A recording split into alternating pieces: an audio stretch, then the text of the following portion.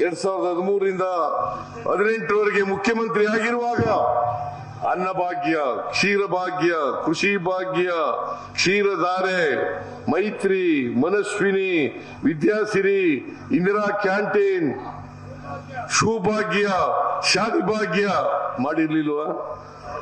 ಜಾರಿ ಕೊಟ್ಟಿರ್ಲಿಲ್ವಾ? ಮಾತು ಕೊಟ್ಟಂತೆ ನಡ್ಕೊಂಡಿರ್ಲಿಲ್ವಾ? ಇವ್ರು ಯಾಕೆ ನಡ್ಕೊಂಡಿಲ್ಲ? ಯಾಕೆ ನಡ್ಕೊಂಡಿಲ್ಲ? ನಮ್ಗೆ ಓಟ್ ಕೇಳಲಿಕ್ಕೆ ನೈತಿಕತೆ ಇದೆ. ಜನರ ಹತ್ರ ಹೋಗಿ ನಾವೇನು ಸುಳ್ಳು ಹೇಳಿ ಅಂತ ಹೇಳಲ್ಲ. ನಮ್ಮ ಕಾರ್ಯಕರ್ತರಿಗೆ ಸತ್ಯ ಹೇಳಿ. ಅವ್ರು ಸುಳ್ಳು ಹೇಳ್ತಾರೆ. ಈಗ 5 ಗ್ಯಾರಂಟಿಗಳು ನಾವು ಘೋಷಣೆ ಮಾಡಿದಾಗ ನಾನು DK ಶಿವಕುಮಾರ್ ಇಬ್ರು 5 ಗ್ಯಾರಂಟಿ ಚೆಕ್ಗಳನ್ನ ಸೈನ್ ಮಾಡಿ ಮನೆಗೆ ಹಂಚಿದ್ರು. ಆಗ ಇದೇ ನರೇಂದ್ರ ಮೋದಿ ಅವರು ರಾಜಸ್ಥಾನದಲ್ಲಿ ಒಂದು ಭಾಷಣದಲ್ಲಿ ಹೇಳಿದ್ರು. ಏನಂತ ಹೇಳಿದ್ರು ಗೊತ್ತಾ? ಸಿದ್ದರಾಮಯ್ಯನವರಿಗೆ 5 ಗ್ಯಾರಂಟಿಗಳನ್ನ ಜಾರಿ ಮಾಡಲಿಕ್ಕೆ ಸಾಧ್ಯ ಇಲ್ಲ.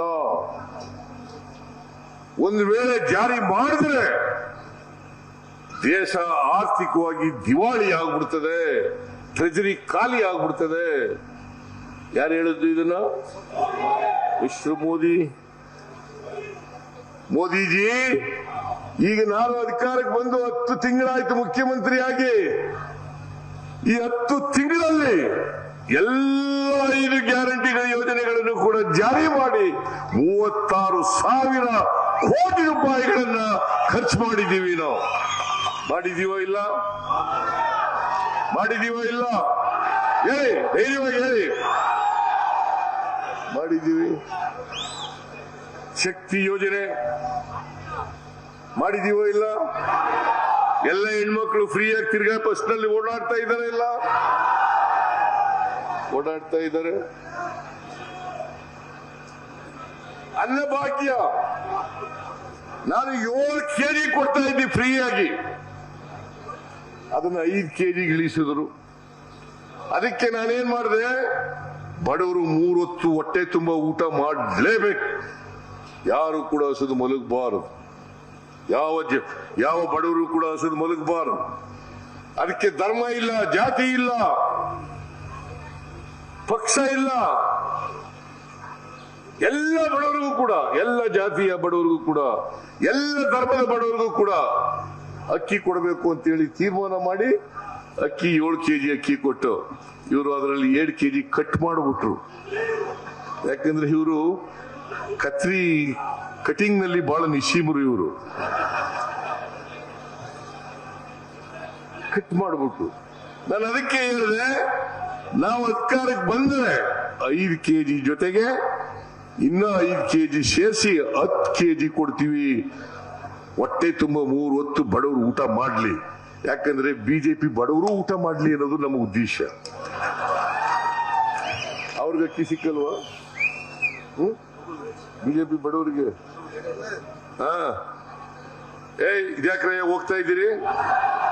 ಕೂತ್ಕೊಳ್ಳಿ. ಬಿಡ್ಬೇಡಿ ಅವ್ರನ್ನ ಅಲ್ಲಿ.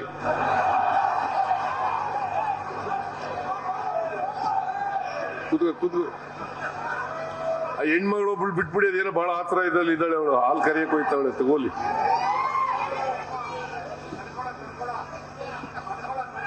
ಕಡ್ಕೊಳ್ದವ್ರ